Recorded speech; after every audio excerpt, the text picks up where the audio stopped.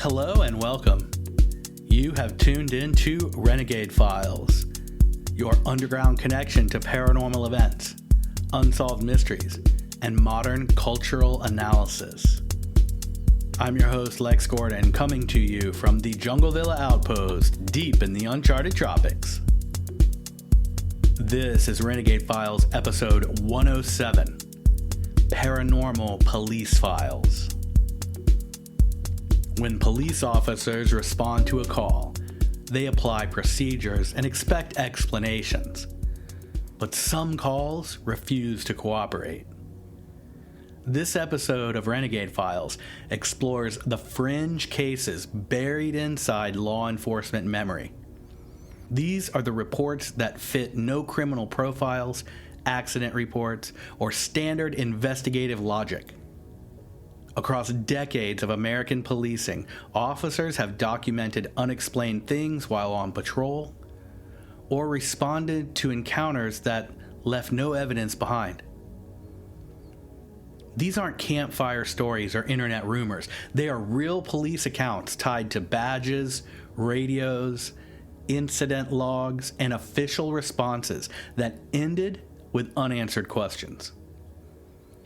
For listeners drawn to true crime podcasts, this episode delivers familiar investigative tension, but without your typical solutions.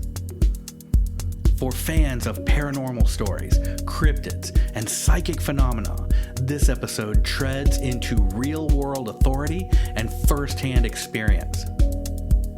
This episode explores a side of law enforcement rarely discussed and never fully explained, where true crime mysteries, unexplained encounters, cryptid sightings, and psychic investigations cross paths with real, documented police cases.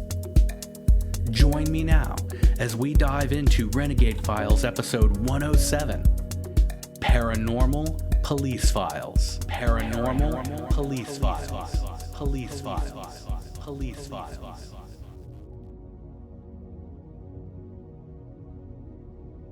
Right now, we're conducting a follower drive.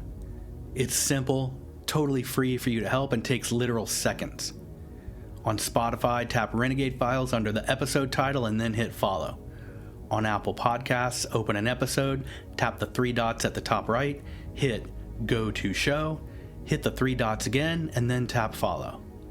Anywhere else, just hit follow on the show's page, or maybe subscribe in places like YouTube. If you could please do this as a favor for me and help Renegade Files hit our goal of 100,000 followers.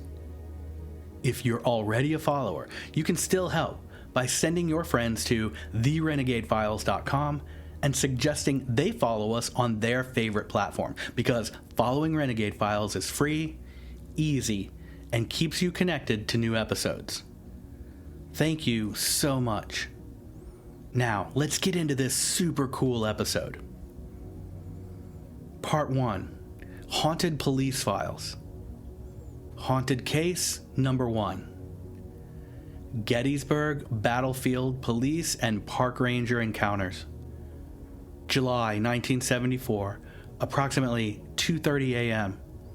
National Park Service Ranger Patrol near Devil's Den reported hearing rhythmic marching sounds on rocky ground where no gravel path existed. Sounds were described as synchronized footfalls rather than scattered movement. The ranger stopped his vehicle, exited the car, and the sound ceased immediately. Then on August 1976, an overnight shift between 1 and 3 a.m., 2 Gettysburg National Military Park Rangers, their names are withheld in internal logs, reported seeing a line of uniformed figures moving across Little Round Top. The figures were described as semi-illuminated, grayish in color, and silent. No modern clothing or equipment was visible, and the figures vanished as the Rangers approached them on foot. That's pretty cool. So a ghostly Civil War patrol. Then, October 1982, approximately 11:45 p.m., Pennsylvania State Trooper responding to a disabled vehicle near Seminary Ridge reported hearing cannon fire sounds in the distance. The trooper radioed dispatch to confirm, but no scheduled reenactments or artillery demonstrations were underway. Dispatch confirmed no activity in the area. The sound lasted approximately 30 seconds and then ended abruptly. On June 1985, at 2:10 a.m., National Park Service Ranger Carl Johnson documented a visual encounter while conducting fence line checks near a wheat field. He observed a single soldier standing near a tree line. The uniform appeared inconsistent with modern clothing and reminded him of period reenactors. When he challenged this person verbally, the figure turned slightly and then faded from view without movement. On July 1988, early morning hours before dawn, a group of 3 park employees conducting maintenance reported hearing low-voiced murmuring and metallic clinking, consisting with manipulation of swords, gear, or rifles. No visible individuals were present. The sound moved across the battlefield. Employees later stated that the sound path aligned with known troop movements from historical maps. Then, on September 1st, 1992, approximately 12:30 a.m., a state trooper conducting routine patrols near the Pennsylvania Monument reported seeing lantern-like lights moving in a straight line formation. He watched the lights for several minutes and then they were all extinguished simultaneously. No heat signatures were detected on his gear. No civilian vehicles or hikers were located in the area. In July 1995, on an overnight patrol, National Park Service Ranger Mark Nesbitt, later known for compiling park accounts of unusual occurrences, documented multiple ranger reports of full-body apparitions near what is called Peach Orchard. In every case, the figures appeared briefly and vanished without a sound. Rangers noted the absence of flashlight reflections on the figures. They just sort of absorbed the light. Encounters logged but categorized as unexplained visual anomalies. Then, August 2000, approximately 1:15 a.m., Gettysburg Borough Police Officer James Morgan reported responding to a call from tourists claiming that they were approached by a man in an old-fashioned military uniform asking for water. When tourists turned back after retrieving a bottle from their car, the individual was gone. Officers searched the immediate area with no results. No footprints or disturbances were found. On July 2003, just after midnight, multiple visitors reported hearing fife music near Cemetery Hill. Rangers responding heard the faint music themselves, but could not locate the source. Music ceased when patrol vehicles approached the area. No performers or audio equipment was found. On October 2008, overnight security patrols witnessed shadow figures moving through the fog near what's called the Angle. There were 2 contracted security officers who reported seeing the figures. They appeared taller than the average person and moved in formation. When vehicle headlights were directed toward the area, the figures vanished. The incident was recorded in their nightly activity log, but contained no explanation. In July 2013 at 2 a.m., a park ranger conducting a solo patrol near Devil's Den reported sudden temperature drop and auditory experience of whispered voices. The voices were described as overlapping and unintelligible.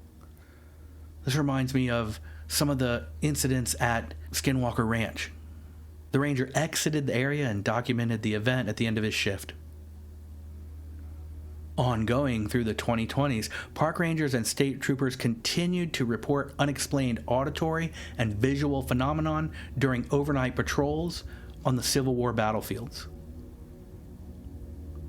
Incidents most frequently occur between midnight and 3 a.m., and reports cluster around Devil's Den, Little Round Top, the wheat field, and what's called Cemetery Hill. Many officers request partner patrols in these areas after dark, and many refuse to patrol there at all.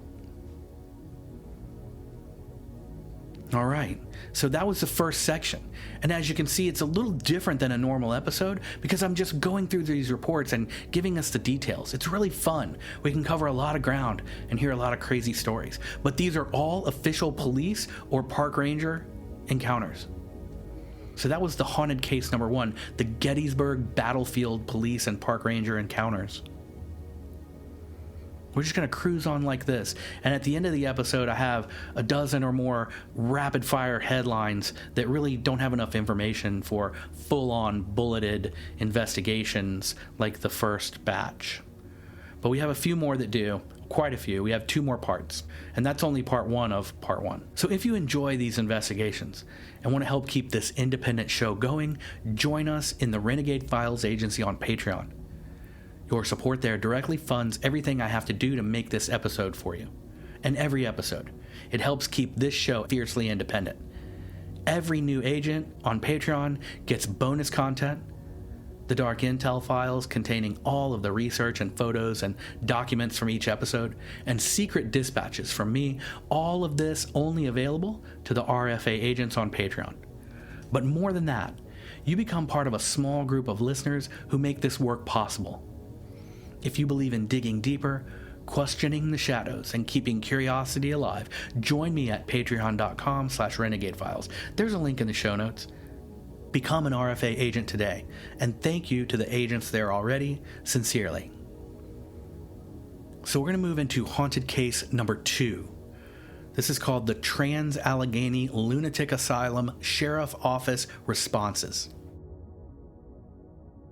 So in October 1994, approximately 9:30 p.m., Lewis County Sheriff deputies responded to a trespassing call at the abandoned asylum complex in Weston.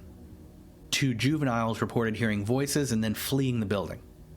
Deputies entered the main building to clear it and reported unexplained footsteps on the upper floors while the floors were empty. November 1995, shortly after midnight, Deputy Robert Matheny responded to an alarm triggered in the administrative wing of the asylum. The alarm panel showed multiple interior door sensors activated simultaneously. The deputy searched the building and found all of these doors locked and undisturbed. While exiting, the deputy reported hearing a female voice whispering behind him. No one was found, even during a secondary sweep. Then, August 1997, approximately 1:40 a.m., sheriff patrol units observed lights visible in the second-floor windows while passing the property. No authorized personnel were scheduled to be on the site. Deputies entered with flashlights and found no power running the building. Light sources could not be identified and disappeared while deputies were inside. Then, on June 11, 1999, on an overnight patrol, 2 deputies conducting routine property checks reported doors slamming in distant corridors. Sound traveled along the hallway, and deputies attempted to follow this sound but lost it near what's called the old patient wards. The temperature drop was recorded in the same area. Then in late September 2001, around 10:15 p.m., Lewis County Sheriff Office responded to reports from a private security guard stationed on the asylum property. The guard reported being physically shoved from behind while standing alone in the central hallway. No individuals were found during a full building sweep. After this, that guard refused to remain on the site alone. Then, April 3rd, 2003, around 11 p.m., Deputy Mark Wolf responded to motion sensor alerts in the North Wing. Motion logs showed sequential activation, consistent with someone walking through the building. The deputy heard coughing sounds while approaching the wing, and the sounds ceased abruptly when he announced his presence. Then, October 30th, 2005, approximately 12:30 a.m., sheriff's deputies responding to a break-in alarm reported hearing a metal bed or a metal bed frame scraping across concrete floors above them. That was their description of the sound they heard. That rattly, echoey metal sound, right? No movable furniture was present in the areas above them. No dust disturbance was found upon an inspection.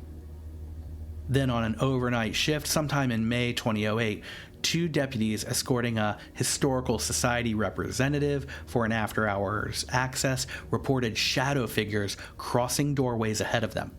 The figures did not cast flashlight reflections, once again, like the soldiers in Gettysburg.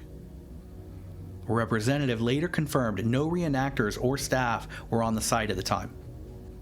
August 3rd, 2010, approximately 1:05 a.m., deputies conducting solo patrols, or a deputy conducting a solo patrol near the medical wing, reported hearing repeated knocking from inside an empty room. Knocking occurred 3 times and then stopped. The room was found to be empty with no loose fixtures. This is from the report. Then in June of 2012, Lewis County Sheriff's Office received multiple calls from nearby residents reporting screams coming from the building. And this is once again an abandoned insane asylum. Deputies responded and heard distant crying sounds inside the structure. The sounds could not be pinpointed and ceased before the deputies exited the building. On an overnight patrol in October of 2015, deputy and a corporal conducting joint patrols reported seeing a figure standing at the end of a long corridor. The figure appeared stationary, and when approached, it vanished without a sound. Both officers documented the exact event and details independently. On March 2018, approximately 2:20 a.m., deputies responded to a triggered fire alarm, and they reported hearing rapid footsteps running in the hallways where they saw no one. The alarm panel showed no fire or smoke detected, and the footsteps stopped when the deputies reached the stairwell access to that hallway. Ongoing throughout the early 2020s, sheriff deputies and local law enforcement continued to respond to alarms, trespassing calls, and security checks at the property. None of these calls yielded any suspects. Reports consistently included voices, footsteps, shadow figures, and physical sensations, like the man being pushed. Multiple deputies request paired patrols inside the building after dark. And incidents seem to cluster between 11 p.m. and 3 a.m., primarily in former patient wards and medical wings. And all of this took place in the Trans-Allegheny Lunatic Asylum. Haunted case number 3. The Enfield Poltergeist Sheriff and State Police calls, and this was in 1974. So this took place in Brimstown, Enfield, England, between 1977 and 79. So my previous date, I guess, was like the earliest. I guess it's the events escalated. So it began in 74, March 25th, 1974, in the evening hours. The Enfield Police Department received initial disturbance calls from the Herman family residence on South 1st Street. The complaints involved loud banging noises and objects moving inside the home. Officers responded and found no signs of forced entry or vandalism. Then, on March 26, 1974, at approximately 7:30 p.m., Enfield police officer Ron Falk responded to a second call at the same residence. He observed a chair move several feet across the floor without any physical contact. He heard loud knocking sounds from the walls and ceiling, and the officer documented the incident and requested additional support. Later, shortly after 8 p.m., this is about half an hour later, Enfield Police Chief Robert Griggs arrived on the scene. Multiple officers witnessed furniture sliding and shaking. Knocking sounds followed the officers as they moved from room to room, and no structural cause identified during the inspection was ever noted. Crazy. So now we move into some other poltergeist encounters by police. This was March 28, 1974, at approximately 6:45 p.m. Illinois State Police troopers arrived at a home to observe reported activity firsthand after multiple calls. troopers witnessed a refrigerator slide several inches across the kitchen floor. Audible growling and guttural sounds were reported by multiple witnesses simultaneously, and troopers confirmed events occurred while the occupants were visible. So, in other words, where they could see everyone in the house and knew that they weren't doing it, they heard these sounds and saw things move. Crazy. In the same area, Illinois State Police, March 29, 1974, law enforcement returned after reports of objects being thrown. This was in the same house. Officers observed small household items lift and fall. One officer reported being struck by a flying object. No individuals were seen to cause these movements. At another undisclosed property in Illinois, March 30th, 1974, approximately 9 p.m., sheriff's deputies documented violently shaking walls and floorboards. The officers placed marking tape to track the movement of furniture. Furniture later found displaced from the marked positions. Deputies signed affidavits attesting to the unexplained nature of the movement. In the same residence, March 31, 1974, in the late evening, officers recorded audio of knocking and scraping sounds during active disturbances. Sounds responded to verbal commands such as stop or knock twice. Knocks occurred in direct response to questions, and no mechanical source was ever identified. At the same unidentified residence, and you can understand why they would redact this from the police reports, because people don't want crazies showing up at their house. But early April 1974, this same Illinois residence, Illinois State Police officers witnessed activity repeatedly over several visits. Events appeared to intensify when law enforcement was present. Family temporarily relocated due to the severity. This is things like furniture moving and objects flying and people being struck, just literal, like poltergeist activity from the movies. On April 6, 1974, at 10:30 p.m., an Illinois State Police trooper documented a loud roar heard inside the home. The sound was described as an animal, but an unfamiliar one, and no animals were found inside or outside the residence. On April 10, 1974, the activity began to diminish. Officers noted fewer objects moving when they were there, but they heard continued knocking. No arrests or criminal explanations were ever identified. In mid-April of 1974, Illinois law enforcement presence reduced as the activity subsided. The final reports filed described the events as unexplained disturbances. Officers involved later reaffirmed the accounts in interviews and statements. Officers involved maintained consistency in their accounts over many decades. This case is cited as one of the rare instances where multiple law enforcement agencies witnessed poltergeist activity directly.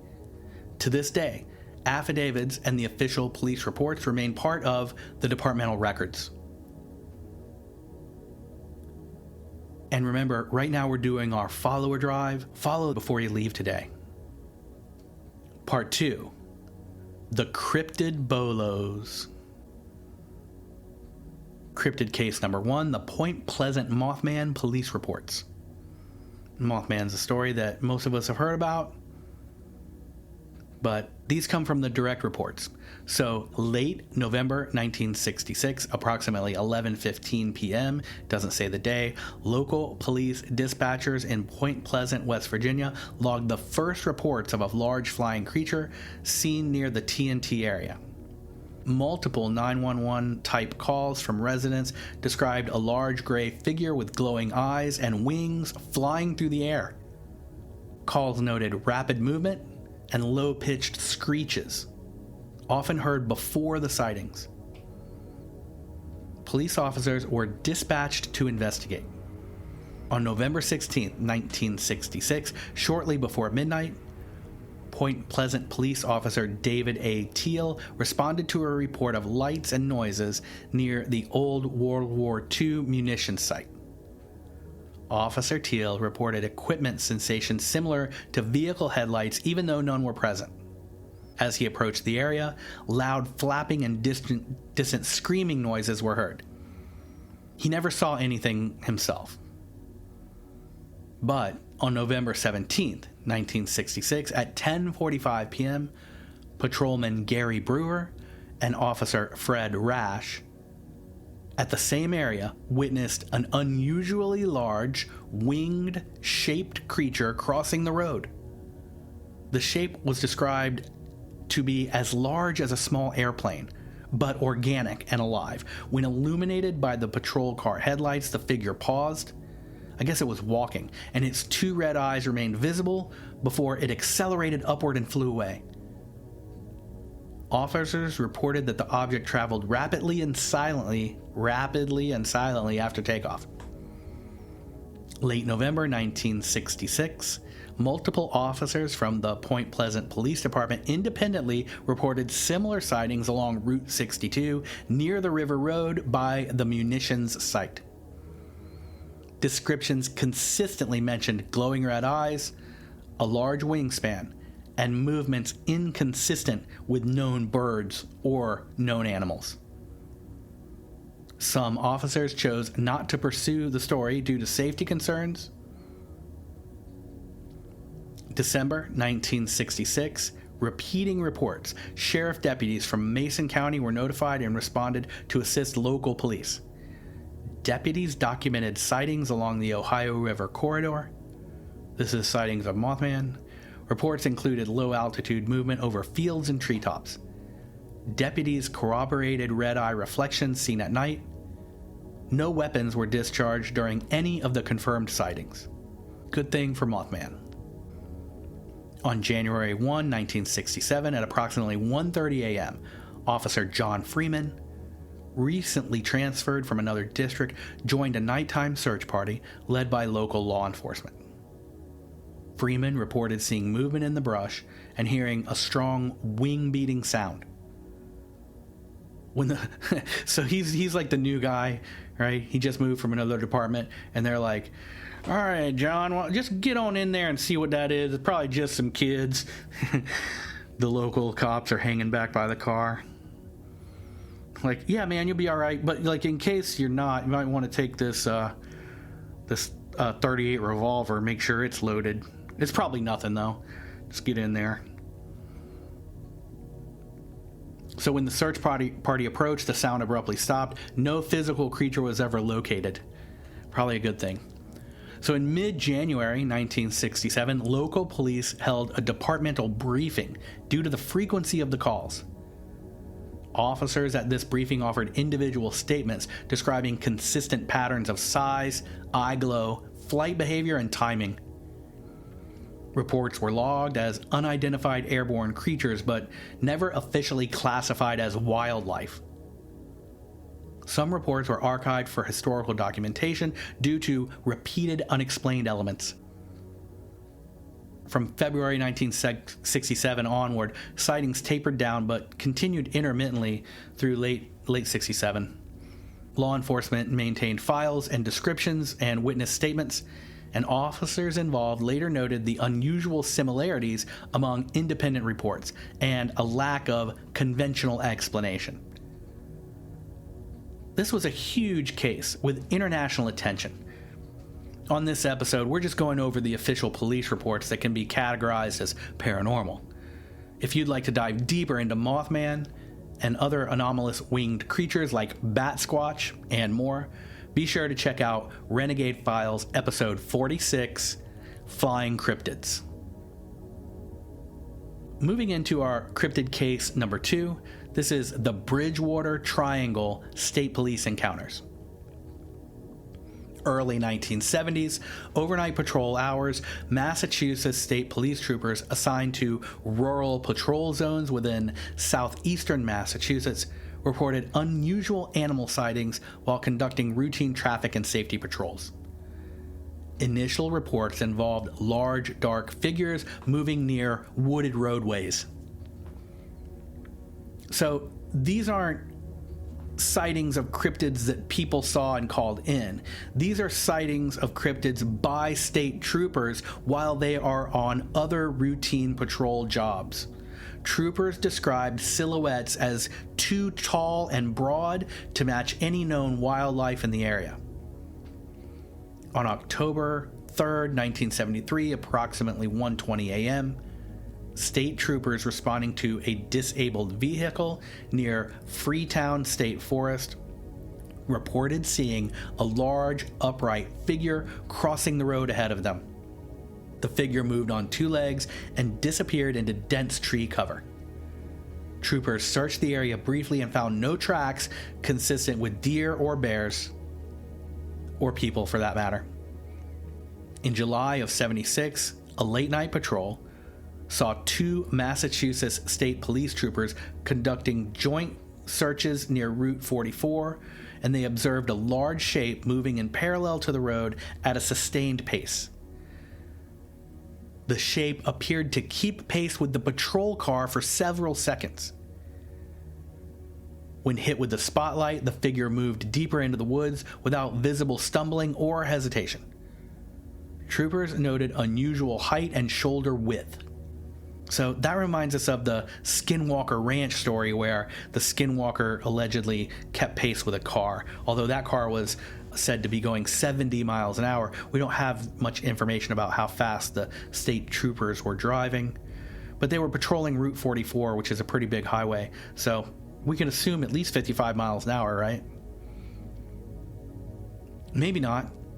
So on August 1979, approximately 12:45 a.m. on August the 3rd, that is, state troopers responding to a minor traffic accident near East Taunton reported hearing heavy footfalls and branches crashing nearby. Troopers observed a tall, dark mass retreating from the roadside. No reflective eyes were seen, unlike a typical animal. Troopers completed the accident report and logged the sighting separately. In September of 1982, on an overnight detail, troopers assigned to patrol near abandoned quarry areas reported strange vocalizations described as low-pitched and sustained. The sound did not resemble coyotes, owls, or any known regional animals. The sounds moved through the forest rather than remaining stationary. Troopers elected not to pursue on foot due to the rugged terrain and the darkness. Right on. So in May 1986, State Police Patrol Unit near Hockomock Swamp area reported seeing a large bipedal figure illuminated briefly in their headlights. The figure paused at the edge of the road before stepping backwards into the tree line. Troopers described the movement as deliberate and controlled. No vehicle traffic or pedestrians were present.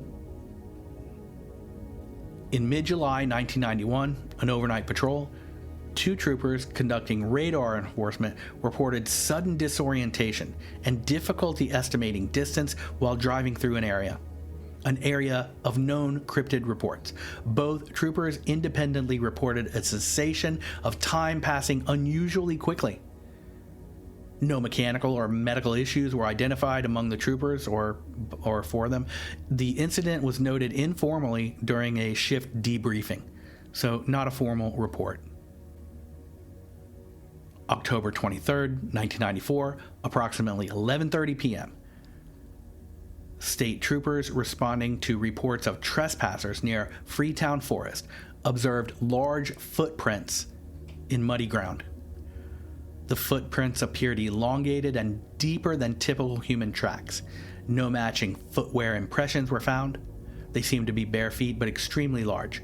The tracks ended abruptly at a rocky terrain. June 10th, 1998, just after midnight, troopers responding to reports of strange lights observed glowing orbs moving low over a swamp area. The lights changed direction abruptly and extinguished simultaneously. The troopers confirmed that no aircraft or drones were in the area. The event was logged as unidentified lights. And this was in 1998, so I guess there were drones then. In August 2003, on overnight patrol, a state trooper observed a large dark figure standing motionless near a tree line while his vehicle was stopped. When the trooper exited the vehicle, the figure moved silently into the woods. As it did, there was no sound of brush or breaking branches, which startled the trooper because of the enormous size of the figure. September 5th, 2010, approximately 1:40 a.m., Troopers assisting local police with a missing person search reported hearing repeated knocking sounds from deep within a wooded area. The knocking occurred in sets of 2 or 3. Search teams could never locate a source, and the sounds ceased when the teams regrouped. Ongoing throughout the 2010s, Massachusetts State Police and local law enforcement continued to receive reports of large humanoid sightings within the Bridgewater Triangle region. Encounters most often occurred during overnight patrols between 11 p.m. and 3 a.m. We're seeing a trend here. Reports frequently involved bipedal movement, unusual size, and absence of typical animal behavior. Some troopers requested backup when investigating similar calls at night. Cryptid case number 3. The Skamania County Sheriff Deputy Bigfoot Encounter. Early summer 1971, late evening hours. Skamania County Sheriff Office received reports from residents near the Gifford Pinchot. So, Gifford Pinchot is a national forest, and the reports came in of large humanoid figures seen along rural roads. Reports described a tall, broad-shouldered figure crossing roads and moving into the forest. Deputies were advised to remain alert during overnight patrols in these areas.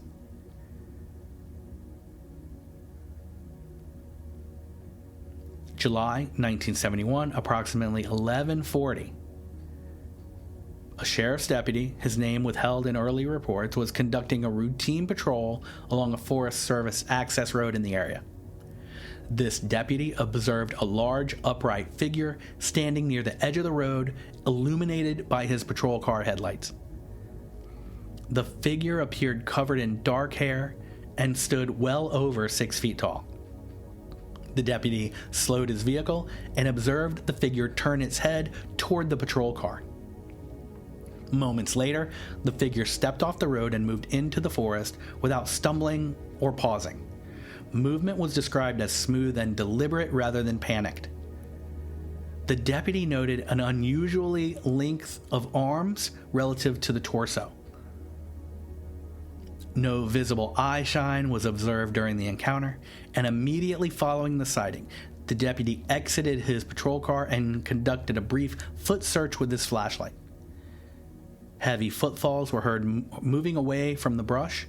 Sounds suggested significant body weight due to depth and spacing of steps. The deputy did not pursue further due to terrain and visibility conditions. In July 1971, a deputy radioed the sighting to the dispatch. So this was the same guy, I guess, right? Let me go back and look at the date. Yeah, absolutely. So he first came upon him at 11:40. It was shortly after midnight that he called dispatch. The incident was logged as an unidentified subject encounter. No search team was deployed at the time due to lack of a threat to public safety. In the following days, the sheriff's office received additional calls from nearby residents reporting loud vocalization, described as deep howls or roars during the nighttime hours. Sounds were reported moving across ridge lines rather than staying fixed. Deputies conducting drive-through patrols heard similar sounds but could never locate a source. Then, in August 1971, a second Skamania County deputy reported observing large footprints near a muddy logging road. The Bigfoots love the logging roads, don't they? The prints appeared to be elongated with a wide heel impression. The footprints did not match known human or bear tracks. The tracks extended for several yards before disappearing onto rocky ground. Kind of a trend.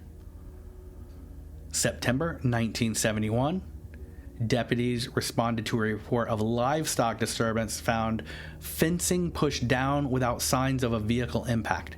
The ground impressions nearby suggested heavy bipedal movement.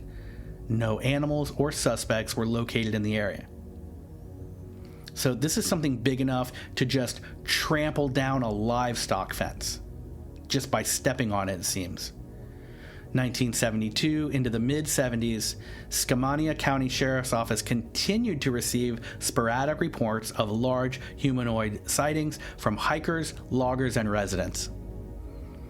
Deputies noted similarities in descriptions, including height, body mass, and movement. The encounters clustered near Forest Service roads and river corridors. In the late 1970s, due to frequency of reports, Skamania County gained a reputation among law enforcement as a hotspot for Bigfoot-related calls. Deputies informally referred to the area as a recurring anomaly zone. No arrests or wildlife explanations were ever confirmed. The long-term impact: this county later became associated with formal ordinances referencing Bigfoot as a protected species. Deputies involved in early encounters maintained consistency in descriptions when interviewed years later, and the case remains as one of the more frequently cited examples of law enforcement involvement with Bigfoot sightings. Cool. Alright, so now in part 3, we're going to go in a little bit of a different direction as we go into the informants who went psychic. So this is psychic case number 1, Miami-Dade Police Psychic Consultations, and this was from the 1980s until the 90s. The 70s, 80s, and 90s. So early 1980s, Miami-Dade County, Miami-Dade Police Department homicide and missing persons units faced multiple stalled investigations involving disappearances near canals, wooded lots, and undeveloped areas. Detectives quietly discussed non-traditional methods when conventional leads continually failed. Psychic consultations were conducted unofficially and not documented in formal case files. In 1982, missing adult male case, the date is withheld, detectives met privately with a local psychic recommended by the victim's family. The psychic described the victim as deceased before police had confirmed this status. The psychic stated the body was face down near water with one arm bent beneath the torso. The body was later recovered from a canal matching the description exactly. The same consultation, a psychic mentioned a broken watch stopped at a specific time. Detectives later recovered the victim's watch, and it was stopped within a minute of the time described. The watch detail was never released to the family before or after. Moving into the mid-1980s, multiple missing person cases, Miami-Dade detectives consulted a second psychic known for map-based readings. The psychic placed a finger on a paper map and circled an undeveloped area near a tree line and a drainage canal. The psychic stated the victim was buried shallow and partially exposed by animals. Detectives later located the remains in that exact area with absolute evidence of animal disturbance. Then, in 1986, a homicide investigation. A psychic was consulted during a stalled murder case, and the psychic described a weapon hidden inside a wall or crawl space. The psychic specified the weapon was wrapped in cloth and placed behind something heavy. Detectives later recovered a wrapped weapon concealed behind a water heater in a suspect's residence. Late in the 1980s, a serial offender investigation, that's a politically correct way to say serial killer, detectives consulted a psychic regarding repeated abductions. The psychic stated that the suspect drove a light-colored vehicle and kept personal items from the victims. The psychic described the suspect as having a nervous habit involving their hands. Arrested suspect was later found with victim belongings in the vehicle and displayed compulsive hand movements during interrogation. Creepy. In 1989, and this is a missing child case, a psychic told detectives the child was deceased and located near standing water rather than flowing water. The psychic described a red piece of clothing tangled nearby. Body was found near a retention pond with red fabric caught in the brush. Clothing color had not been released publicly. In the early 1990s, a homicide cold case review, detectives consulted a psychic who described a crime scene and a smell involving fuel or chemicals. The psychic stated the killer attempted to clean the scene unsuccessfully. Detectives later re-examined evidence and confirmed the presence of cleaning agents previously overlooked. In the same consultation, the psychic stated the victim had attempted to escape and left a mark or some kind of damage behind. Investigators later identified scratch marks on a door frame previously dismissed as incidental. In 1993, a missing adult female. A psychic provided a description of the victim's final movements, including being restrained briefly and then released. And we just say psychic because none of these psychics' names are mentioned in any formal documentation. So the psychics described fear rather than a prolonged struggle. Medical examiner later confirmed lack of defensive wounds consistent with the description by the psychic of limited restraint. The internal responses within the department were mixed, to say the least. Detectives involved reported discomfort with the accuracy of the details provided. Some officers refused further psychic involvement due to personal unease rather than disbelief. Others continued quiet consultations despite official policy discouraging such methods. The long-term pattern, psychics repeatedly provided information regarding body positioning, object placement, and environmental details not publicly known. In several cases, psychics accurately described evidence before it was recovered. Consultations were never credited officially and remained informal. Retired detectives later acknowledged psychic input as unsettling, but occasionally helpful in breaking investigative deadlocks. Here we have the first inkling that it makes the detectives a little uncomfortable when a psychic has such details. Why? These detectives are trained to suspect someone who knows these kind of details. Okay? You see where we're going with that.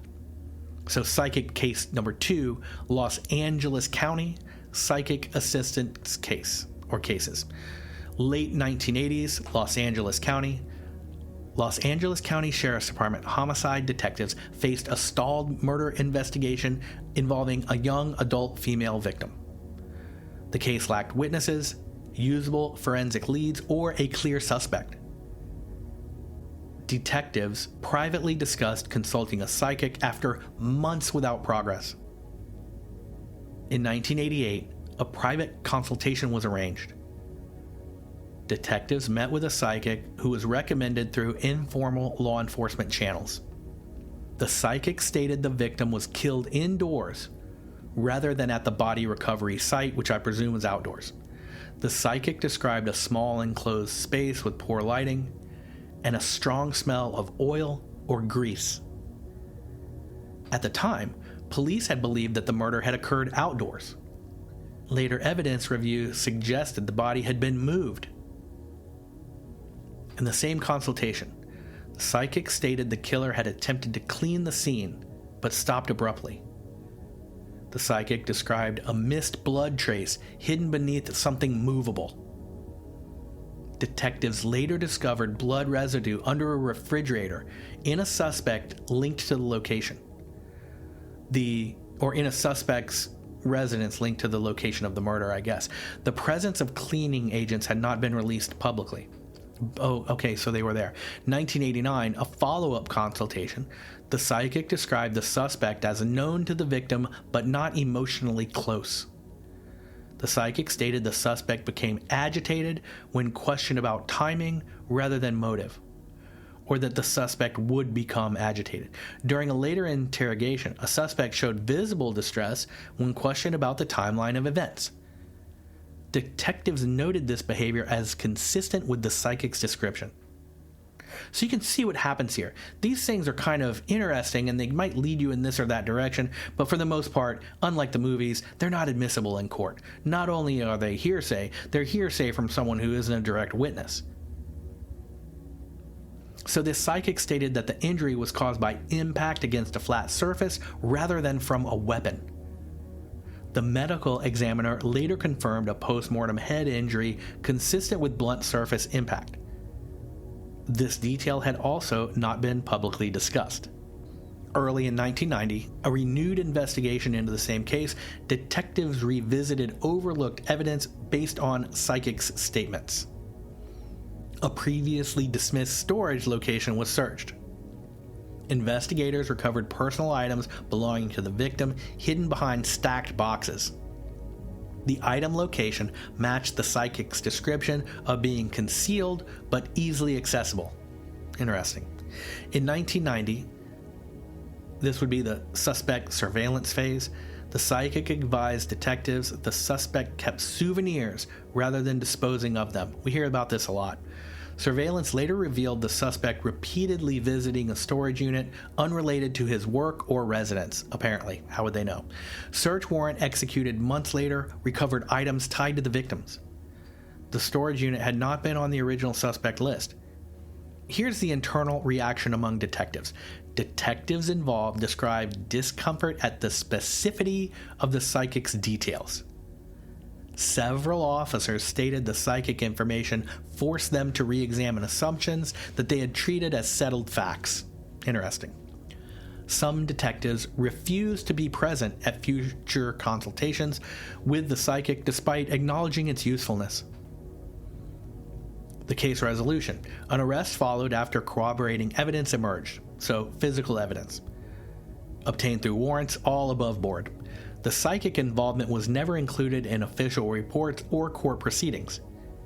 Detectives later stated privately that the psychic's input altered the direction of the investigation at critical points. Retired Los Angeles County detectives later acknowledged that psychic consultations occurred more often than publicly admitted.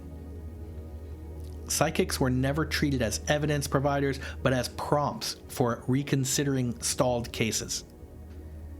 In this case, details provided by the psychic aligned with non-public facts that were discovered later, and left a lasting impression on investigators. So it's one of those things, right? If it helps, it helps.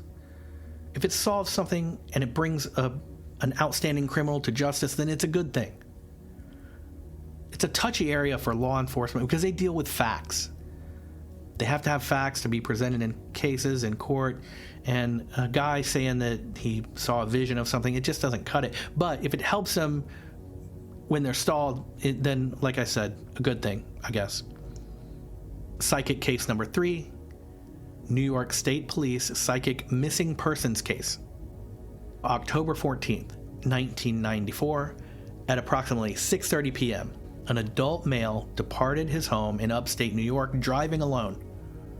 Planned route included rural state highways and secondary roads. The individual failed to arrive at his destination later that evening. On October 14th, same day, approximately 11:45 p.m., the family reported the individual missing to local authorities. New York State Police notified due to jurisdiction involving state roadways. Initial assumption involved vehicle trouble or delayed travel. October 15th, so this is the next day, in the early morning hours between 1 and 5, troopers conducted preliminary checks along this person's known travel route. No abandoned vehicle or signs of an accident were located. Weather conditions were reported as cold with intermittent damp ground conditions, but nothing severe. On October 15th, also the day after, so between the then and October 20th, daylight searches were conducted along road shoulders, rest areas, and nearby businesses. No witnesses or surveillance footage identified the missing person. The case began to stall due to lack of physical evidence. On October 28th, approximately 2 p.m., so this was 14 days, so 2 weeks after the person went missing, The family requested investigators meet with a psychic that they believed could assist them. New York State Police agreed to an unofficial consultation. The meeting was conducted privately and not entered into the case file. The psychic stated immediately that the missing individual was deceased. The psychic described the body as located downhill from a roadway rather than directly on the roadside. They emphasized uneven terrain and a slope leading toward damp soil or water. At this time, searches had focused almost entirely on flat roadside areas. The psychic stated that the individual stopped his vehicle voluntarily rather than crashing, described confusion or disorientation rather than panic, and stated that the individual walked away from the vehicle a short distance. This contradicted the primary accident theory that was held by investigators up to that point. The psychic described the body position as laying on its side, with one leg bent awkwardly beneath the body. A personal item separated from the body several yards away. None of these details were known to officers, obviously, because they hadn't found the guy. So November 2nd, a morning search, investigators adjusted their search parameters to include wooded slopes and ravines. The teams were instructed to search downhill areas near rural roads. Canine units were requested to focus on embankments rather than shoulders. So later on that same day, the search team located the remains approximately 40 to 60 feet downhill from a rural roadway. The terrain matched the description of uneven and damp, and the body was positioned on its side with one leg bent beneath the torso. A personal item belonging to the victim was recovered several yards away from the body, exactly as the psychic had described. We don't know what it was. The scene was secured and documented by New York State Police.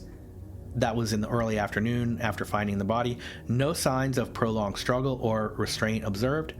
The vehicle later located parked safely along the roadway, showing no signs of collision. And this makes me wonder, how did they not find that? I don't know. I'm not sure where it was. Cause of death was determined to have occurred shortly after the vehicle stop. Findings suggested collapse rather than sudden violent trauma, and environmental exposure and exhaustion were identified as contributing factors. I guess the guy got out of his car, he got lost, and he fell down a ravine and died. Drag. Terrible tragedy. Seemingly unnecessary. But we really don't know the details. The follow-up psychic consultation stated that the individual attempted to rest briefly. Maybe he was tired while driving. They mentioned cold and fatigue as dominant factors. The medical examiner later confirmed body position consistent with resting collapse rather than impact injury. Not sure exactly what that means. I mean, I know the difference, but, how do you just die from a resting collapse without injury? I don't know. Detectives involved privately expressed unease at the accuracy of the terrain, body position, and object placement described in advance by the psychic. Several officers noted the psychic information influenced the decision to search the downhill areas, and psychic involvement was never referenced in official reports or case summaries. We mentioned that already. The case was closed through what they would determine as conventional investigative findings. Retired New York State Police investigators later acknowledged that psychic input influenced the search direction of the case, but officers involved emphasized that the accuracy of non-public details was disturbing rather than reassuring. This case remains one of several examples where psychics provided information later confirmed by physical discovery. So, this is how a successful psychic could become a suspect if they're too accurate. It's kind of scary, especially when you have these situations that, like, the family recommends the psychic. Like, they know a guy who just happens to know everything about how their family member died and where they were. It seems fishy. I'm not saying it is that, but if you're thinking like a police detective, you could see how that would be something that they would lean toward. All right, so that wraps up the full-on cases. Very interesting, isn't it? It's funny. You have these ideas of law enforcement, and, they get involved in weird things too. Just like your fellow friendly paranormal investigators do. So part 4 is going to be our honorable mentions from the Paranormal Police Files. These are 15 headlines with brief descriptions of creepy and possibly paranormal police reports that didn't quite have enough information for a full section in this episode, but that are still interesting, and I wanted to give them to you. So here they are. They're numbered, but they're not in any particular order. Number 1, Route 44 phantom vehicle calls. State troopers respond to repeated reports of a car that appeared suddenly and vanished without turning off the roadway. No disabled vehicles or crash evidence was ever found at these reported locations. Number 2, Orleans Parish Prison haunted cell block responses. New Orleans police officers responded to disturbance calls involving screams from empty jail cells. Officers reported cell doors slamming despite being electronically locked. Number 3, the Marfa Lights Border Patrol sightings. Texas Rangers and Border Patrol officers observed lights maneuvering in ways inconsistent with vehicle or aircraft. I did a Patreon bonus episode all about the Marfa Lights with cool pictures of the lights. So RFA agents already have that, and you could join Patreon for the free week if you want to listen to that PBE. The lights appeared to react to patrol movements before they disappeared. That was the Marfa Lights in Texas. Number 4, San Pedro Courthouse shadow figure reports. Deputies reported shadow figures moving through closed courtrooms after hours. Security footage repeatedly showed motion alerts with no visible source.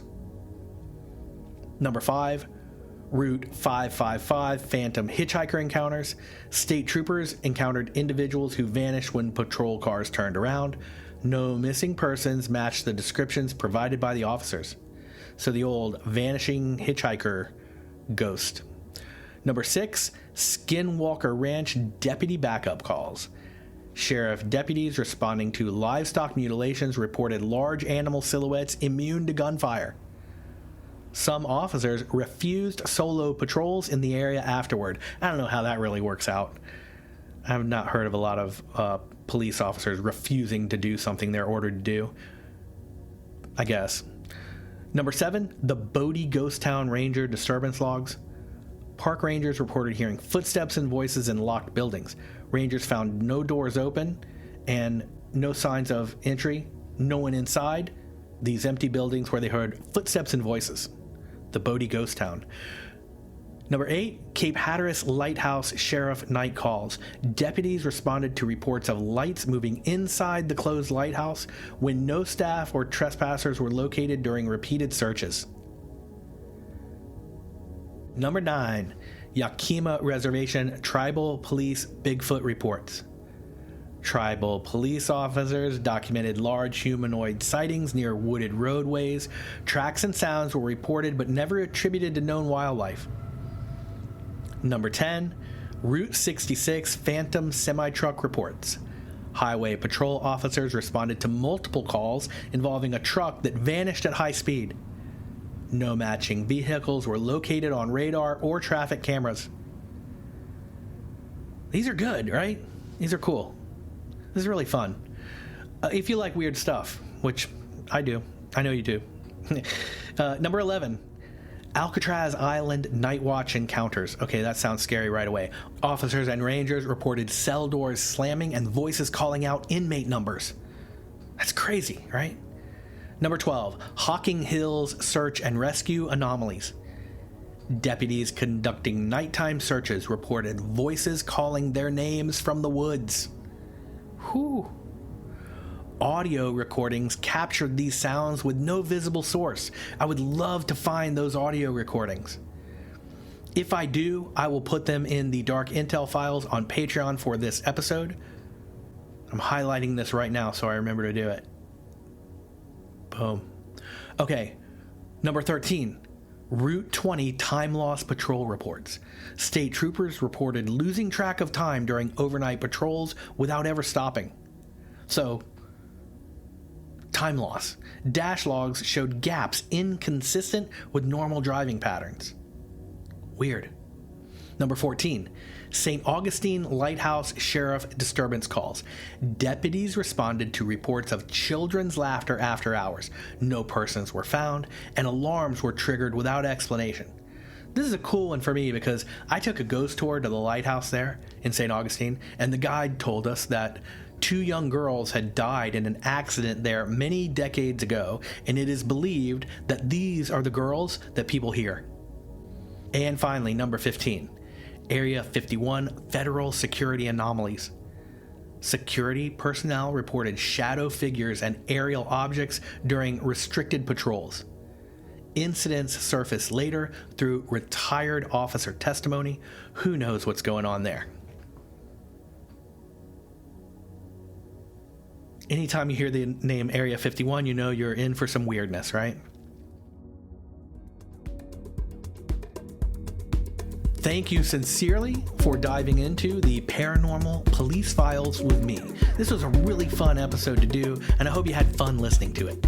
Remember to tap follow right now on the app you're listening with to help the follower drive and to help you meet me here next Wednesday for the next fun episode. If you like Renegade Files, help me keep this independent show going by joining the Renegade Files Agency on Patreon. Your support there, for less than you tip a pizza guy, directly fuels the production cost of this show, so we can explore these mysteries together. Every new RFA agent on Patreon gets bonus content and more, but more importantly, you become part of the small crew of dedicated listeners who make this work possible. If you believe in keeping cultural analysis reporting real, then visit patreon.com/renegadefiles. There's a link in the show notes. You can check it out for free for an entire week and become an RFA agent today.